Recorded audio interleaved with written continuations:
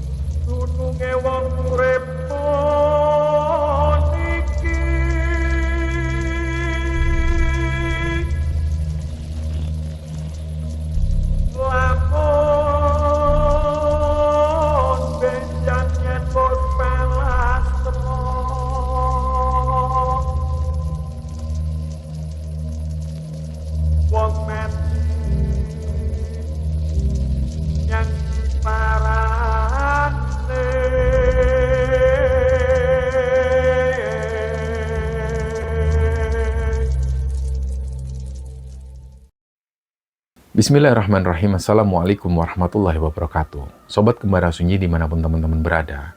Pada kesempatan ini kami akan menceritakan sebuah cerita kiriman yang dibagikan oleh Sobat Kembara yang bernama Mas Ruli yang asalnya dari Bogor. Sebelum kita masuk ke ceritanya, untuk teman-teman yang nonton tayangan ini dan belum subscribe, jangan lupa untuk subscribe lebih dulu agar channel Kembara Sunyi ini lebih berkembang lagi dan kami lebih bersemangat lagi dalam membuat konten-konten terbaru di Kembara Sunyi. Dan untuk teman-teman yang telah mendukung kami sejauh ini, kami mengucapkan terima kasih banyak. Semoga amal kebaikan teman-teman dibalas kebaikan berlipat oleh Allah Subhanahu wa Ta'ala.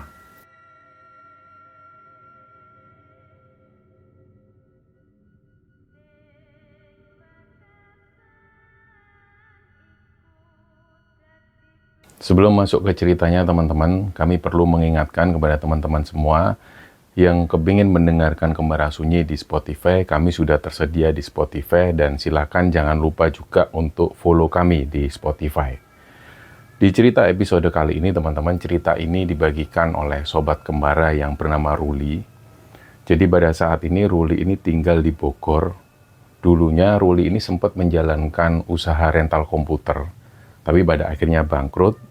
Dan pada akhirnya di tahun 2006 Ruli mencoba melamar pekerjaan di beberapa tempat. Dan pada akhirnya dia ini diterima di salah satu perusahaan besar yang cukup terkenal di zamannya pada waktu itu.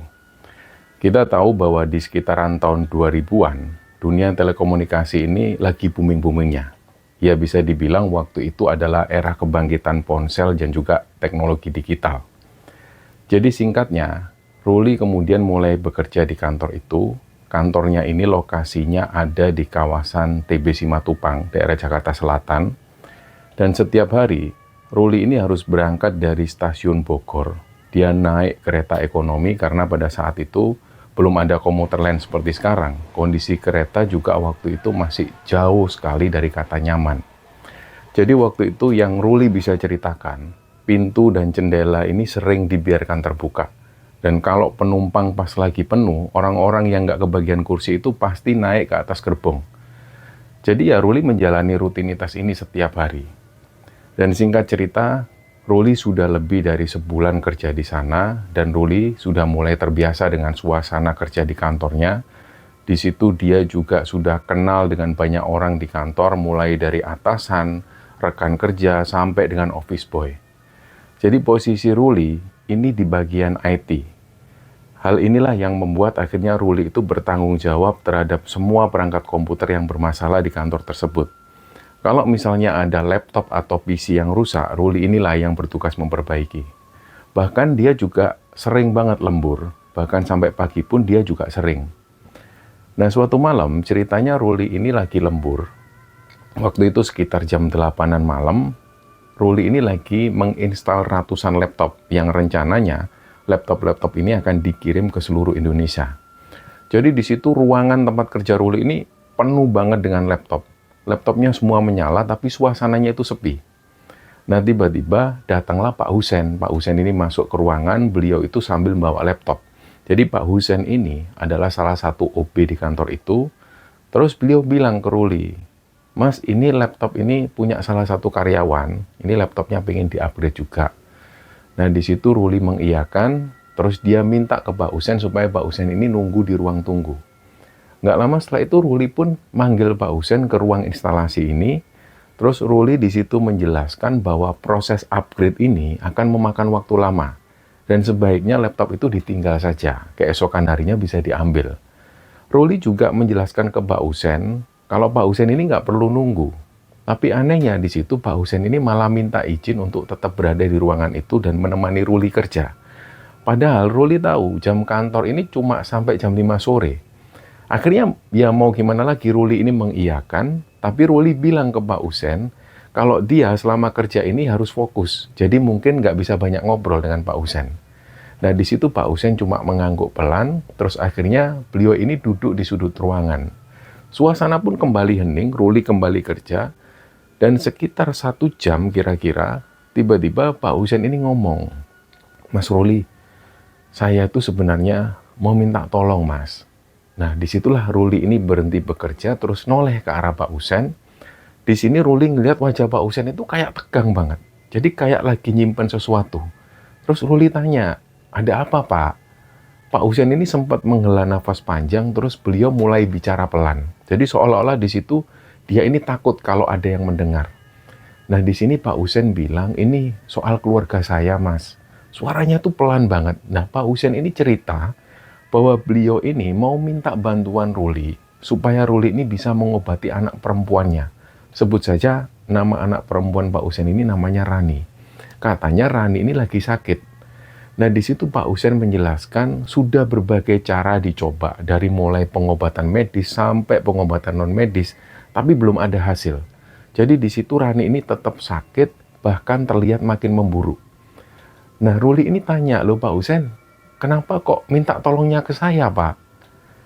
Di sini Pak Husen menjelaskan gini, Mas, terakhir kali itu saya minta tolong kepada seorang kiai, terus Pak Kiai ini bilang, penyakit anak saya ini bisa disembuhkan kalau dibantu oleh seseorang yang kerja di kantor ini.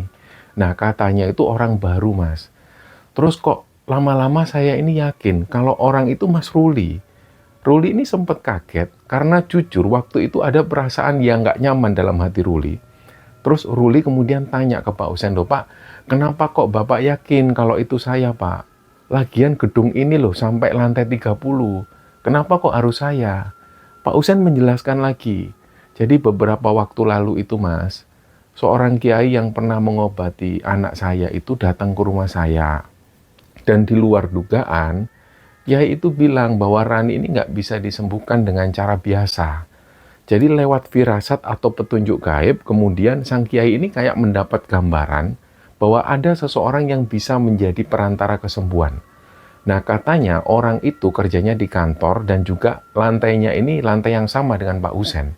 Dan orang ini katanya juga baru saja diterima kerja di kantor yang sama dengan Pak Husen.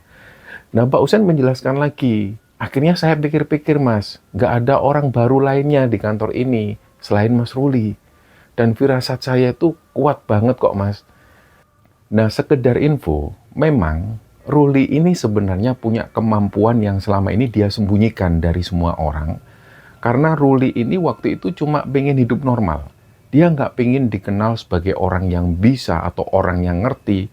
Atau mungkin orang menganggap dia ini orang yang berilmu. Nah, dari situ, tapi ada saja orang yang itu yang tiba-tiba tahu. Entah lewat mata batin, lewat mimpi, atau lewat perantara seperti Pak Kiai tadi. Akhirnya di situ Ruli pun ngomong pelan ke Pak Husen, Pak, gini ya Pak, kalau memang anak Bapak ini nantinya ditakdirkan sembuh, itu bukan karena saya loh Pak. Ini camkan Pak, karena saya ini cuma manusia biasa. Nah, semua muaranya itu dari Allah Subhanahu wa Ta'ala.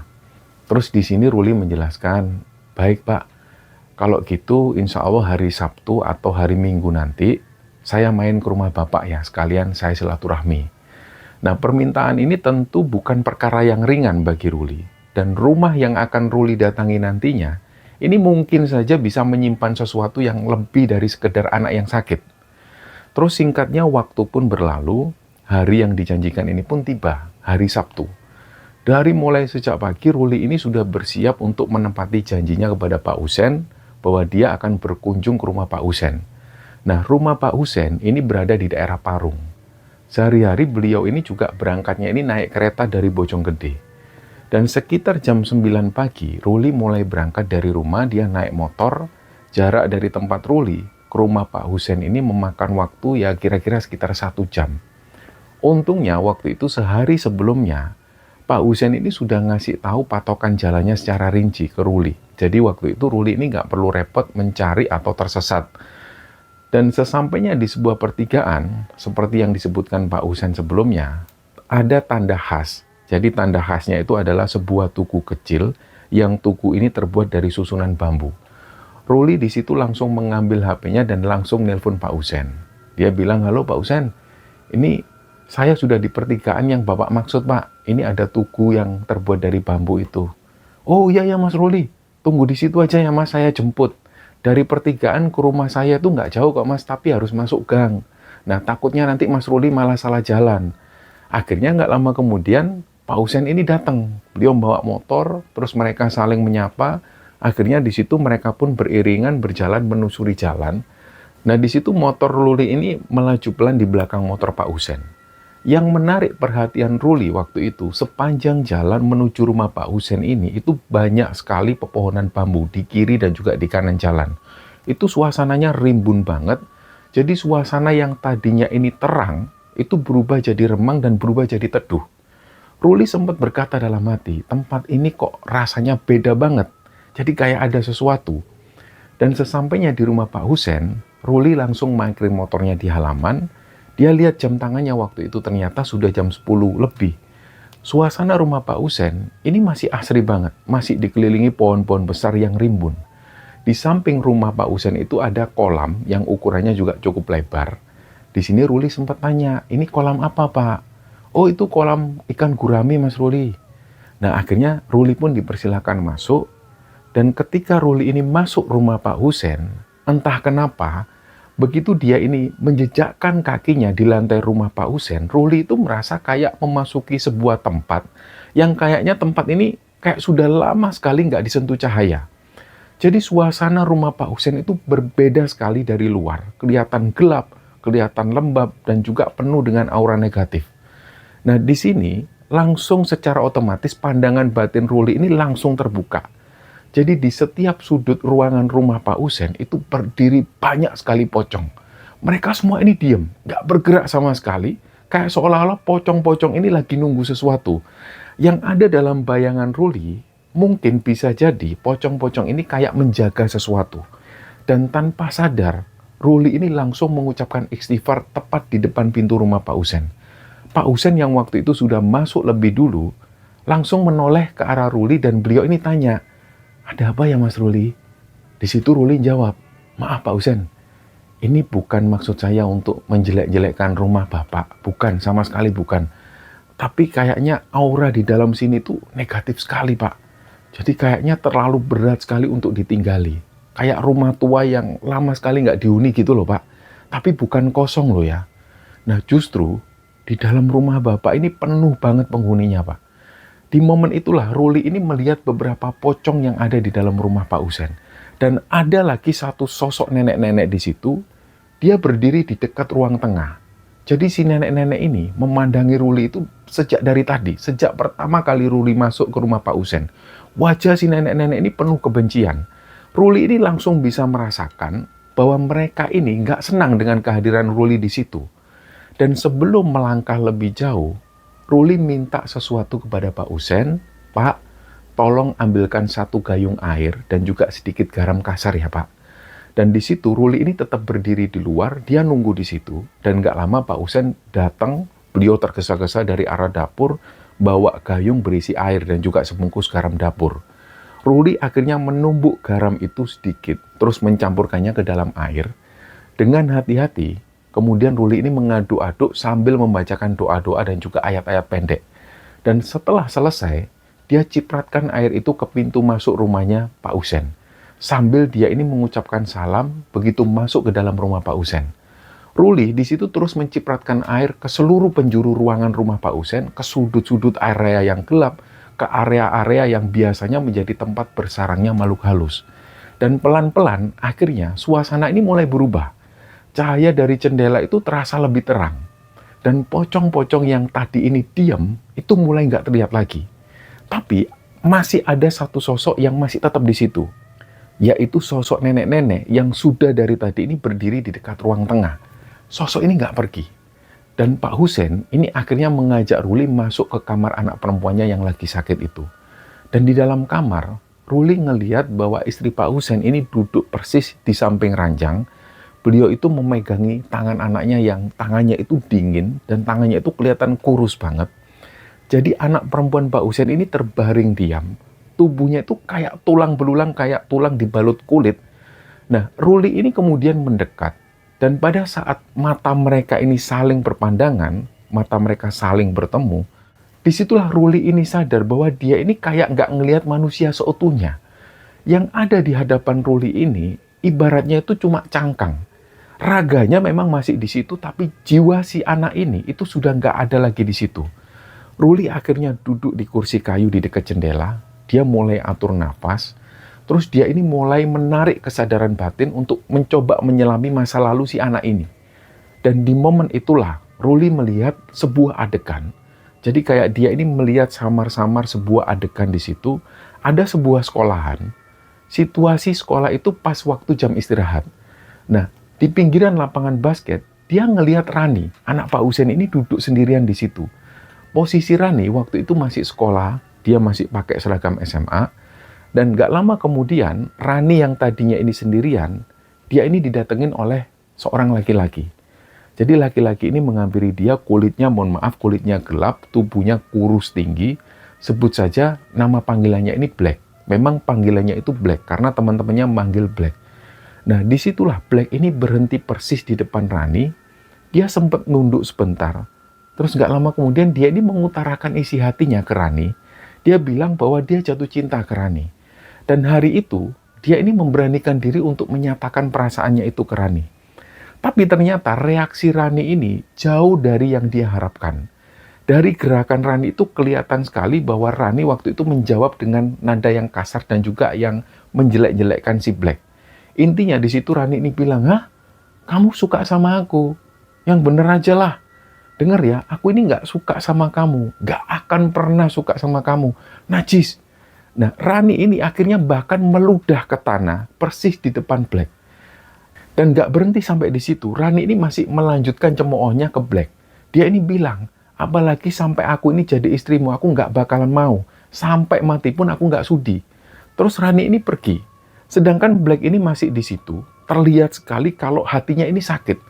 Tapi di situ dia nggak berkata sepatah kata pun. Nah, Ruli di momen itu dia melihat tubuh Black ini kaku, tatapannya kosong. Nggak lama setelah itu dia ambillah ludah yang ada di tanah tadi. Dia masukkan ke dalam plastik bening. Dalam pandangan batin si Ruli, Black ini ternyata nggak langsung pulang ke rumah. Dia pergi ke tempat yang jauh sekali. Dia menuju ke rumah seorang dukun tua. Nah, di sanalah Black ini mengadu. Dia minta bantuan. Ternyata di situ dia bukan minta bantuan untuk memikat Rani, tapi untuk membalas dendam. Nah, dukun itu meminta benda-benda yang berkaitan langsung dengan Rani. Akhirnya disinilah Black itu menyerahkan sapu tangan milik Rani. Di situ Black juga menyerahkan potongan kuku milik Rani juga yang sengaja disimpan Black sudah sejak lama. Selain itu, dia juga menunjukkan tanggal lahirnya Rani. Dan juga plastik yang berisi tanah bercampur ludah si Rani tadi.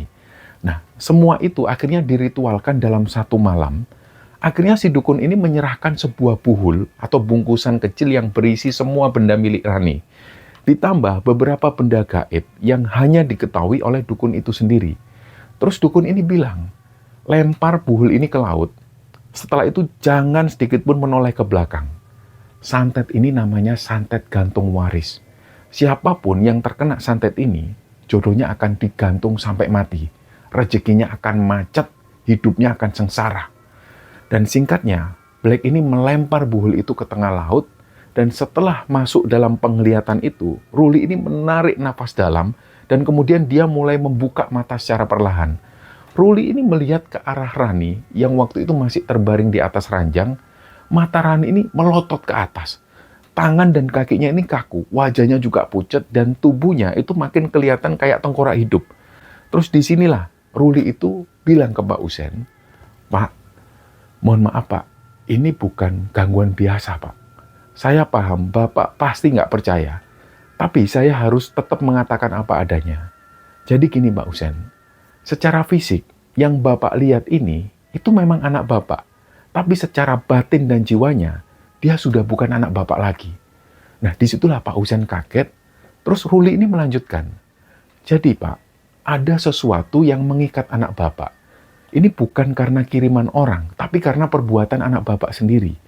Yang ngikat ini adalah seorang dukun." Nah, mendengar hal itu, Pak Usen ini langsung nangis. Begitupun juga dengan istrinya Pak Usen. Nah, singkatnya, Ruli kemudian duduk bersila di ruang tamu. Pak Usen dan istri ini disuruh Ruli tetap nunggu di kamar. Selanjutnya di situ Ruli mulai memejamkan mata. Dia coba membuka kembali kesadaran batinnya. Dan akhirnya Ruli ini melanjutkan, dia pengen cari tahu lagi. Selain terkena santet gantung waris, ini Rani, anak Pak Usen ini melakukan apa? Kok sampai dampaknya itu kayak gini? Ruli akhirnya mengambil 2 batang dupa dari dalam tas kecil yang dia bawa dari rumah tadi. Terus dia kemudian mulai menyalakan dupa itu. Tangan kiri Ruli ini menggenggam dupa, sedangkan tangan kanannya ini mulai bergerak perlahan. Dan gak lama kemudian muncul kabut gelap. Terus muncullah sosok, tapi sosoknya ini masih samar. Dan di tengah asap tipis itu, Ruli melihat ada sosok kakek-kakek. Sosok kakek-kakek ini berjubah, tapi jubahnya itu kelihatan lusuh banget, kelihatan kusam, dan wajah dari kakek-kakek ini keriput. Matanya juga tajam memandang ke arah Ruli. Ternyata barulah di situ Ruli ini paham bahwa yang dia lihat ini adalah seorang dukun. Terus si dukun ini bilang ke Ruli, "Kenapa kamu manggil saya ke sini? Ada perlu apa kamu sama saya?" Nah, Ruli ini menjawab dalam batinnya. Dia bilang, "Maaf kek, saya ini cuma mau tanya soal si Rani." Nah, si dukun ini tanpa diminta, dia langsung cerita. "Kamu kalau pengen tahu, saya ceritain tentang anak ini. Jadi anak perempuan ini yang namanya Rani itu, dia sendiri yang mendatangi aku waktu itu. Dia ini ceritanya mau nyantet laki-laki. Dia bilang, dia ini nggak mau laki-laki itu jatuh ke pelukan wanita lain. Dia mencintai laki-laki itu. Ya pokoknya gitulah, sampai dia ini gelap mata." Terus dukun ini melanjutkan cerita, bahwa aku ini bilang ke dia, ritual itu nggak murah, butuh mahar besar. Tapi si Rani ini katanya bilang dia nggak punya uang. Terus si dukun ini bilang, "Ya aku bilang ke dia, ya sudah urungkan saja niatmu." Tapi pikirannya ini ternyata sudah kalut. Akhirnya, si Rani ini menyerahkan dirinya sendiri sebagai ganti maharnya. Ruli di situ sempat kaget. Dan nafas Ruli ini makin berat ketika mendengar pernyataan dari dukun tersebut. Nah, si dukun ini terus melanjutkan ceritanya. "Setelah itu anak ini pulang. Ya aku langsung kerja. Santet ini aku kirim ke pria pujaannya itu. Ternyata, baru aku tahu pria yang dia tuju ini ternyata punya pagar gaib. Ya seperti yang aku bilang dari awal ke anak itu, kalau santet ini gagal, santet ini akan berbalik ke kamu loh ya." Nah dia sudah setuju dari awal, karena dari awal dia sudah sepakat kalau dia ini yang jadi maharnya. Dan memang santet ini berbalik, jadi senjata makan tuan. Gak lama sosok dukun ini pun akhirnya menghilang. Jadi asap dupa, ini yang dalam penglihatan Ruli itu, ini akhirnya menghilang juga. Langsunglah di situ Ruli menjelaskan kepada Pak Usen dan juga kepada istri Pak Usen, info yang baru Ruli dapat. Jadi Ruli ini bilang, "Pak, maaf Pak, ini ternyata anak Bapak ini yang menerima akibat dari ulahnya sendiri. Jadi makhluk yang dikirim untuk nyantet seorang pria yang disukai Rani, ini berbalik ke Rani sendiri, Pak. Dan karena sudah ada perjanjian dengan sang dukun, makhluk itu sampai sekarang ini nggak cuma nempel ke tubuh anak Bapak." Nah, Ruli di situ melihat lagi ke arah kamar Rani. Mata Rani di situ melotot ke atas. Dan yang membuat Ruli ini miris, Rani ini sering kali ngamuk kalau dia ini nggak dikasih makanan berupa bunga kantil dan juga bunga melati. Nah, Pak Usen ini akhirnya ngomong ke Ruli, "Mas Ruli, kira-kira anak saya ini masih bisa disembuhkan kan Mas? Nah Ruli menjelaskan, insya Allah Pak, meskipun dukunnya ini sakti, dukun ini tetap manusia. Pastilah ada kelemahan. Dukun ini cuma mengirim sosok jin ke tubuh korban sebagai perantara. Tapi di sini kita harus berikhtiar Pak. Bukan pada saya Pak, tapi pada Allah Subhanahu wa Ta'ala. Kita harus tetap melibatkan Allah. Nah disitulah pada akhirnya Ruli ini minta kepada Pak Husen supaya Pak Husen segera mengadakan acara pengajian. Ruli minta supaya pengajian itu digelar malam itu juga. Dan selanjutnya Ruli ini pamit pulang karena dia harus kembali lagi nanti malam. Nah pas dia ini jalan ke arah pintu, dia mendengar suara berat dan juga ada suara serak dari ruang tengah. Ruli pun sempat noleh. Dari sudut ruangan, berdirilah sosok nenek tua yang tadi Ruli lihat sebelumnya. Si nenek ini intinya itu bilang, apa yang sudah disepakati dalam perjanjian, gak akan bisa diubah. Terus akhirnya dia ketawa cekikian. Nah sebelum menyalakan motornya, Ruli ini sempat ngelihat jam tangan, waktu itu jam 2 siang. Akhirnya Ruli ini berpamitan kepada Pak Husen, terus dia tancap gas untuk segera pulang ke rumah. Dan sesampainya di rumahnya, Ruli langsung masuk ke kamar dan mulai menyiapkan beberapa media yang akan dia gunakan untuk nanti malam. Yaitu di situ diantaranya ada daun bidara, daun gandarusa, dan juga air kelapa hijau. Semua ini Ruli siapkan dengan doa dan juga niat yang tulus, karena malam nanti dia harus menghadapi sesuatu yang nggak bisa dilawan dengan logika. Dan singkatnya, setelah dia sholat maghrib, Ruli pun kembali berangkat menuju ke rumah Pak Husen. Perjalanan ini awalnya lancar, nggak ada yang aneh. Tapi ketika dia mulai memasuki jalan dengan pohon bambu di kanan dan kiri yang rimbun itu, yang menyatu seperti lorong, ini suasananya itu tiba-tiba berubah. Seharusnya Ruli ini sudah hampir sampai ke rumah Pak Husen, tapi semuanya itu berubah jadi aneh. Jadi ketika keluar dari lorong-lorong bambu itu, Ruli ini malah berada di tengah area persawahan.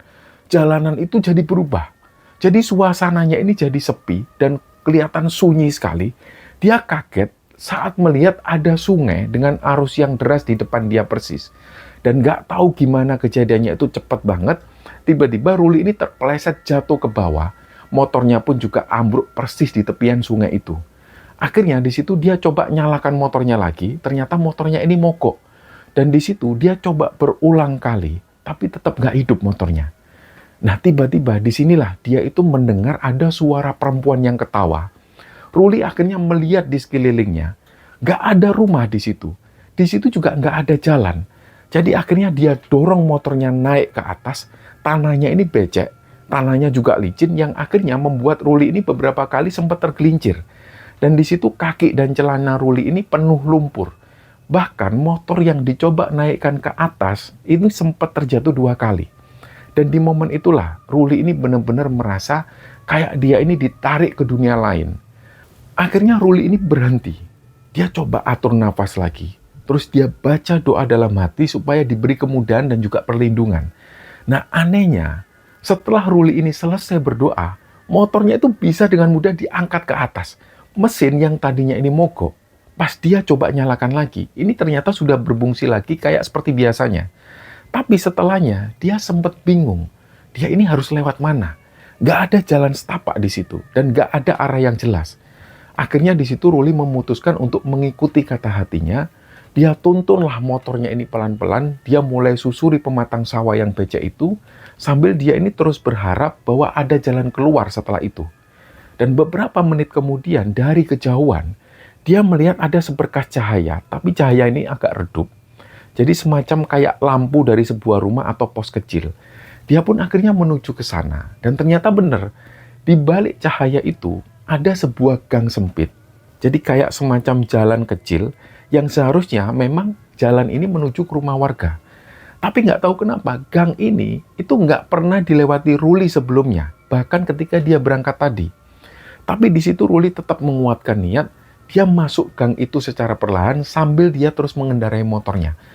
Gangnya ini sempit banget, jadi gang ini cuma cukup untuk 1 motor, dan kondisinya itu gelap banget. Baru beberapa meter motornya ini melaju, Ruli itu merasa kayak masuk ke dalam ruangan yang asing sekali. Udara di dalam gang itu juga dingin banget, dan di satu titik, Ruli ini bahkan merasa kayak dia ini nggak bergerak sama sekali. Padahal tangannya ini dari tadi masih megang gas motor. Terus tiba-tiba dia keluar dari sebuah jalan lorong, terus Ruli langsung berhenti di situ, dia turunkan kakinya, motor sempat dimatikan, terus dia melihat lurus ke depan. Nah, Ruli ini sempat heran, loh kok bisa keluarnya di sini? Tadi jalurnya itu bukan ini, tapi kok balik lagi ke tempat ini? Akhirnya di situ Ruli noleh ke belakang, gang yang tadi dia lewati, ini sudah nggak ada lagi. Disinilah Ruli sadar bahwa mungkin di sini ada seseorang atau ada sesuatu yang tidak kasat mata yang memang dari awal sesuatu ini menginginkan Ruli itu nggak bisa sampai ke rumah Pak Husen. Terus disitulah Ruli ini mulai menghela nafas panjang. Dia berkata dalam batinnya, apapun yang terjadi, aku nggak boleh mundur. Akhirnya dia kembali nyalakan motornya dan mulai melanjutkan perjalanan. Kali itu dia jalan dengan kewaspadaan penuh. Jalanan ini sudah mulai gelap, dan waktu itu kayak berjalan lambat. Sesampainya di rumah Pak Husen, Ruli melihat suasananya itu lumayan rame. Beberapa tetangga di sana ini duduk bersila di ruang tengah. Mereka semua sudah mulai membacakan surat Yasin dan juga tahlil. Dan Ruli ini langsung diantar menuju ke kamarnya Rani. Disitulah nafas Rani ini yang dilihat oleh Ruli, nafasnya itu makin lambat. Wajah Rani juga kelihatan makin pucat, matanya juga mulai terpejam, tapi kelopak matanya ini bergerak-gerak kayak orang yang lagi mimpi buruk. Nah, Ruli langsung ambil daun bidara yang sudah dia bawa dari rumah, dia tumbuk beberapa lembar daun itu, terus dia campurkan ke dalam air sambil dia membacakan doa-doa perlindungan. Dan setelah campuran ini siap, Ruli mulai mengibaskan air daun bidara ini ke seluruh tubuh Rani. Dan proses ini penting untuk melemahkan gangguan jin dan juga energi negatif yang menempel pada diri Rani. Dan tiba-tiba tubuh Rani ini mulai bergetar. Tubuhnya itu mulai bereaksi. Getarannya ini nggak main-main. Jadi tangan dan juga kaki Rani ini mulai kaku. Tangannya si Rani ini itu mulai membuat gerakan kayak mencakar-cakar udara. Gerakannya itu kayak binatang buas yang lagi mencakar. Kepalanya pun juga mulai terangkat, terus matanya ini mulai terbuka. Disitulah Rani mulai melotot dengan sorot mata yang kayak bukan lagi seperti manusia. Ruli di situ tetap membacakan doa. Dia memperkuat lagi niat dan juga bacaannya. Dan di situ Rani mulai berteriak-teriak minta ampun. Suaranya pun juga sudah mulai berubah. Jadi yang didengar oleh Ruli dan juga orang-orang yang ada di sana, kadang-kadang suara Rani ini berubah jadi cewek yang nangis. Terus kadang juga berganti suara berat kayak suara laki-laki dewasa yang lagi marah. Tiba-tiba tangannya Rani ini menjulur ke arah lehernya Ruli. Jadi disitulah dia ini berusaha mencekik Ruli. Tapi Ruli tetap tenang. Dia melawan tekanan itu dengan zikir dan juga ayat-ayat perlindungan. Rani ini sempat jerit. Terus setelah si Rani ini jerit dan sampai suaranya itu parau, setelah itu dia ini muntah darah. Dari mulut Rani itu keluar segumpal rambut hitam. Rambutnya itu panjang banget.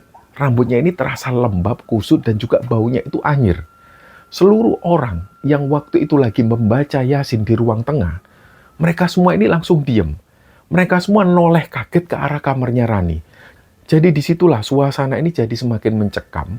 Ruli minta tolong ke Pak Husen supaya segera ngambil plastik, terus dia bungkuslah rambut dan juga darah itu dengan hati-hati.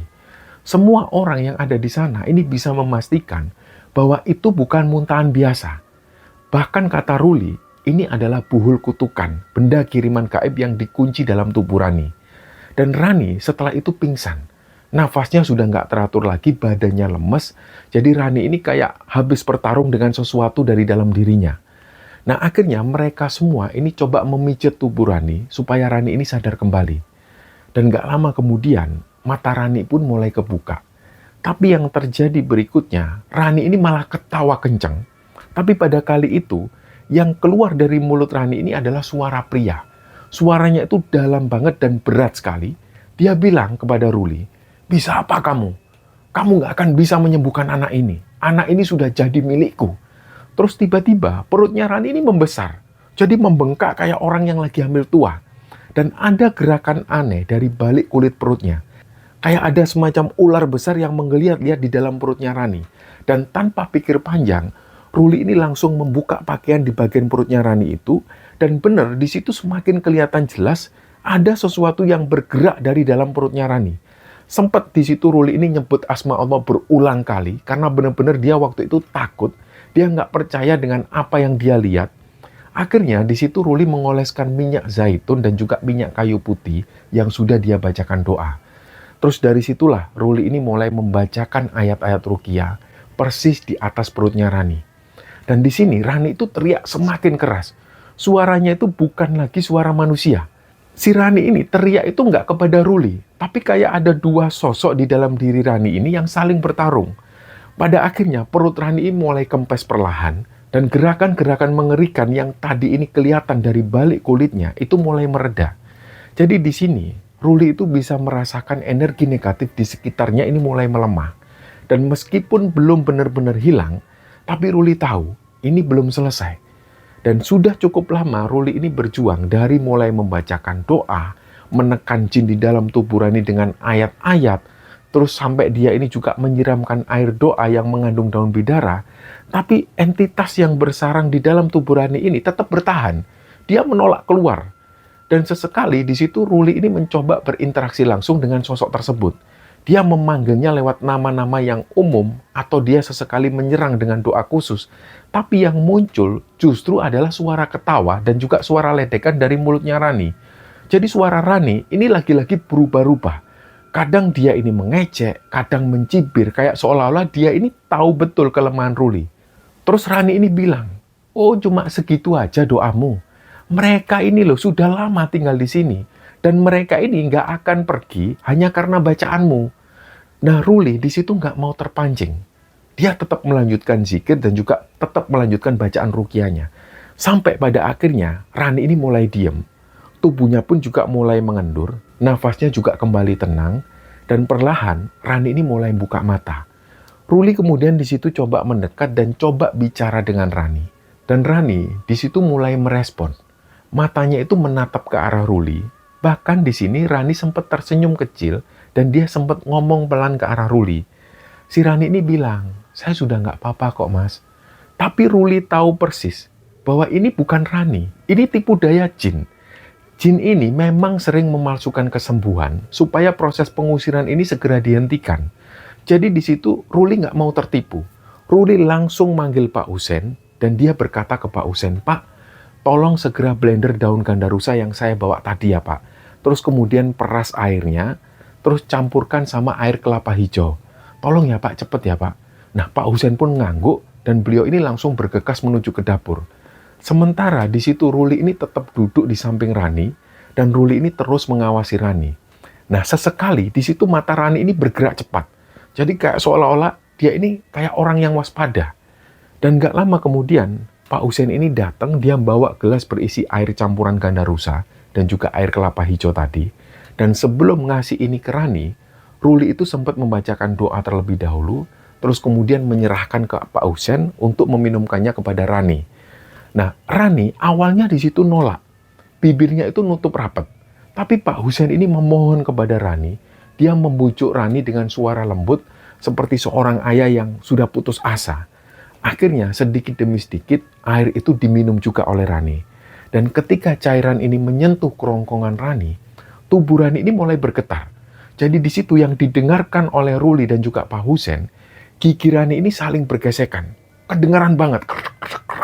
Terus dia ini teriak, "Ampun, ampun, iya, tobat, tobat." Nah, begitu kalimat ini selesai diucapkan oleh Rani, Ruli langsung bergerak cepat. Dengan tangan kanannya, dia kemudian mengarahkan tangannya itu ke perutnya Rani. Ruli di situ membacakan ayat-ayat terakhir dari surat Al-Baqarah dan dia menarik secara gaib di situ. Dan disitulah Rani ini muntah lagi dan muntahannya itu berupa cairan gelap, cairannya itu kental banget dan baunya ini anjir banget. Dan bersamaan dengan itu, udara di ruangan itu berubah drastis. Hawa panas ini tiba-tiba menguap. Jadi kayak ada sesuatu yang benar-benar keluar dari situ. Tapi di sini Ruli tetap tenang. Dia memastikan semuanya ini terkendali. Dan jin itu akhirnya benar-benar berhasil ditarik keluar. Dan setelah semua proses pengobatan terhadap Rani ini selesai, Ruli akhirnya di situ beristirahat sejenak di ruang tamu. Badan Ruli ini rasanya itu capek banget. Kayak rasanya itu habis ngangkat beban berat. Dan memang seperti itulah efeknya menghadapi makhluk gaib. Dan ketika menarik energi jahat keluar dari tubuh manusia, ini nggak cuma menguras tenaga fisik, tapi juga spiritual. Dan dari tempat Ruli ini duduk, Ruli itu bisa melihat Rani. Rani ini posisinya masih berbaring lemes di kamar, dan nafasnya itu sudah mulai stabil. Wajah Rani pun juga terlihat jauh lebih tenang dibanding sebelumnya. Tapi di sini Ruli tahu betul, ini belum benar-benar selesai. Kadang memang jin atau entitas lain yang terusir itu bisa mencoba kembali masuk ke dalam tubuh manusia, terutama jika tubuh manusia dan juga jiwa korbannya ini masih lemah. Akhirnya di situ Ruli manggil Pak Usen, dia bilang ke Pak Usen, "Pak, ini gini Pak, ada yang perlu saya sampaikan ke Pak Usen. Jadi Pak Usen usahakan mulai besok, setiap jam 9 pagi, Rani ini tolong dijemur di bawah matahari. Cahaya matahari pagi ini akan membantu menormalkan aliran energi tubuhnya Rani." Nah, di sini Pak Usen mengangguk. Terus Ruli ini menjelaskan lagi, "Terus Pak, setiap pagi, tolong kasih Rani itu air rebusan daun gandarusa. Airnya itu bisa dicampur dengan madu kalau memang rasanya pahit. Terus di hari-hari tertentu, terutama di hari Jumat, kasih juga air kelapa hijau. Itu akan bantu mempercepat proses pembersihan energi negatif yang masih tersisa." Nah, Ruli juga menekankan bahwa sekalipun Rani ini sudah terlihat sembuh, ini bukan berarti dia sudah pulih total. Tubuhnya mungkin sudah bebas dari gangguan utama, tapi energi sisanya, semisal buhul halus dan mungkin luka batin, ini harus benar-benar dibersihkan secara bertahap. Kalau nggak dilakukan seperti itu, makhluk halus ini bisa kembali lagi. Nah, Ruli juga menyampaikan ke Pak Usen, "Pokoknya Pak, teruskan aja terapi ini selama pemulihan. Dan tolong juga dijaga lingkungannya. Jangan biarkan Rani ini dekat-dekat dengan hal-hal yang bisa mengundang makhluk-makhluk itu datang lagi." Nah, disinilah Pak Usen ini mulai nangis. Ruli coba menenangkan Pak Usen.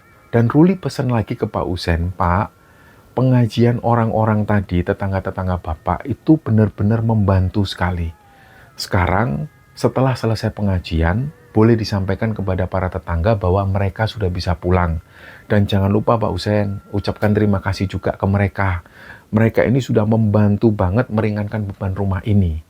Nah, pada saat suasana itu sudah mulai sedikit mereda, Ruli berusaha bangkit dari duduknya itu. Badannya ini masih terasa berat, kepala juga masih terasa pusing. Tapi Ruli tahu, malam itu dia harus menutupnya dengan hati-hati. Nggak bisa secara gegabah. Dan secara refleks, mata Ruli ini melirik ke arah ruang tengah yang sejak awal itu memang terasa aneh. Jadi sosok nenek-nenek yang dari awal dilihat Ruli ini sudah nggak ada di situ. Ruang tengah yang tadi terasa berat sekali energinya, itu sudah kosong. Ruli di situ tetap waspada. Dalam urusan gaib, keheningan ini bukan selalu pertanda aman. Kadang ini juga bagian dari strategi mereka. Mereka bisa saja menghilang, tapi sebenarnya mereka menunggu manusia itu lemah. Terus bisa saja sosok makhluk-makhluk ini kembali lagi dengan kekuatan yang lebih besar, yang lebih liar. Tapi untuk malam itu, Ruli sudah merasa sudah sangat cukup sekali. Akhirnya dia pamit pulang ke Pak Usen. Dia menyampaikan ke Pak Usen, "Pak, saya pamit pulang ya Pak, besok saya harus kembali bekerja." Nah, di sini Pak Usen itu sempat ngasih amplopan ke Ruli. "Mas, tolong diterima ini Mas. Maaf ya Mas, kalau nggak seberapa, tapi ini sebagai tanda terima kasih dari keluarga saya."